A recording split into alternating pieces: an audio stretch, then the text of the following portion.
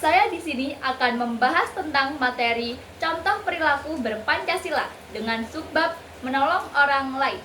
Menolong orang lain secara tulus dan tanpa membedakan latar belakang apapun merupakan sikap mulia yang harus kamu lakukan. Ketika kamu membantu orang lain, sejatinya kamu sedang menolong diri kamu sendiri. Menolong orang lain bukan sekedar aksi sosial biasa, melainkan perwujudan dari sila kedua Pancasila, yaitu kemanusiaan yang adil dan beradab.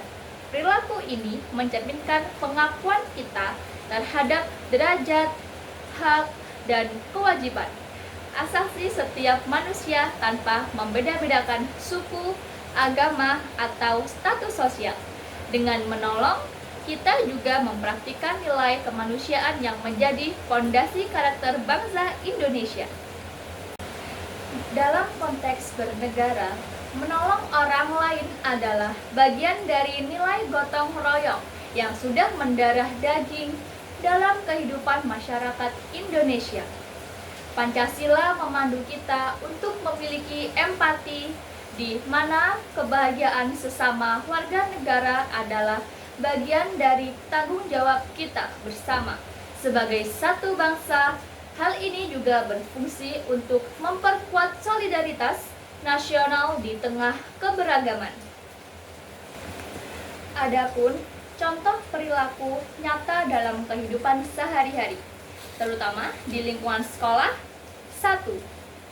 Membantu teman yang mengalami kesulitan dalam memahami materi pelajaran tertentu atau bisa disebut dengan tutor sebaya.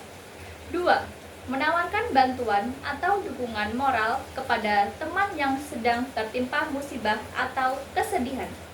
Selanjutnya, ada juga di lingkungan masyarakat. 1. Turut serta dalam aksi penggalangan dana atau bantuan logistik untuk korban bencana alam. 2. Membantu lansia atau penyandang disabilitas saat beraktivitas di ruang publik. 3. Menjaga keamanan bersama atau ronda malam, seperti per RT bergantian untuk mewakilkan ronda malam. 4. Aktif dalam kegiatan gotong royong.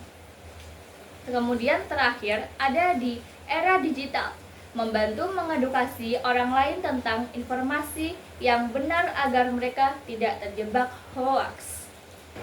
Selanjutnya ada dampak positif menolong bagi bangsa. Perilaku menolong orang lain menciptakan kekuatan bangsa dalam menghadapi berbagai tantangan. Dengan saling menolong, kita dapat 1. Meminimalisir gesekan atau konflik sosial di masyarakat. 2. Mempercepat proses pembangunan karena adanya kolaborasi dan kerjasama. 3. Menciptakan rasa aman dan nyaman bagi seluruh warga negara sesuai amanat UUD NRI tahun 1945. 4.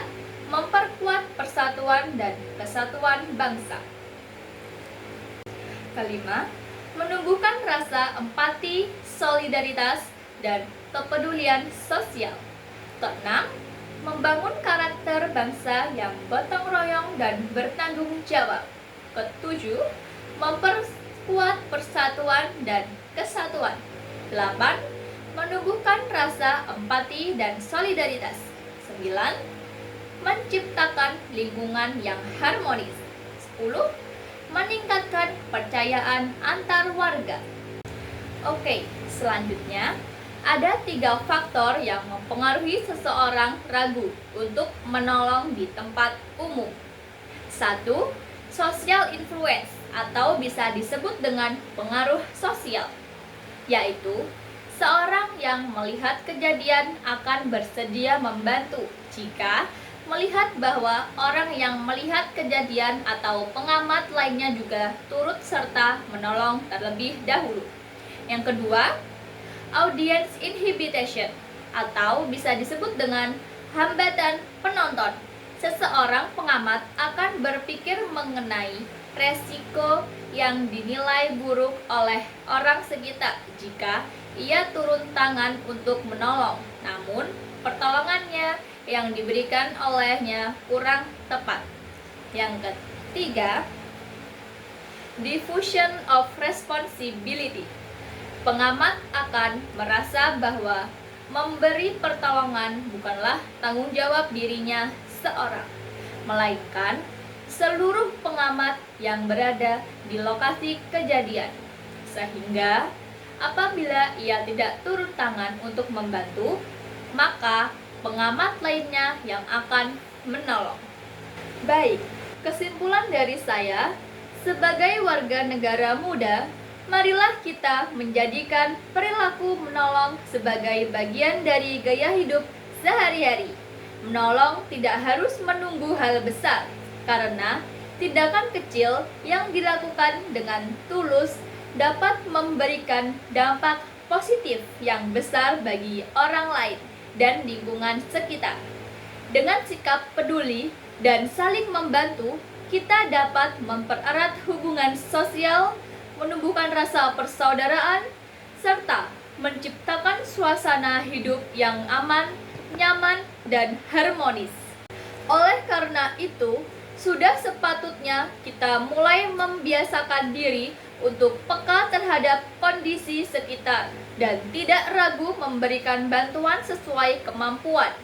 Jika sikap ini terus ditanamkan sejak dini, maka akan terbentuk generasi yang berkarakter, berempati, dan bertanggung jawab. Dengan demikian, perilaku menolong bukan hanya menjadi kebiasaan pribadi, tetapi juga menjadi budaya positif yang membawa kemajuan bagi masyarakat, bangsa, dan negara. Sekian yang dapat saya sampaikan. Saya Nadine Oktaviani Putri. Wassalamualaikum warahmatullahi wabarakatuh.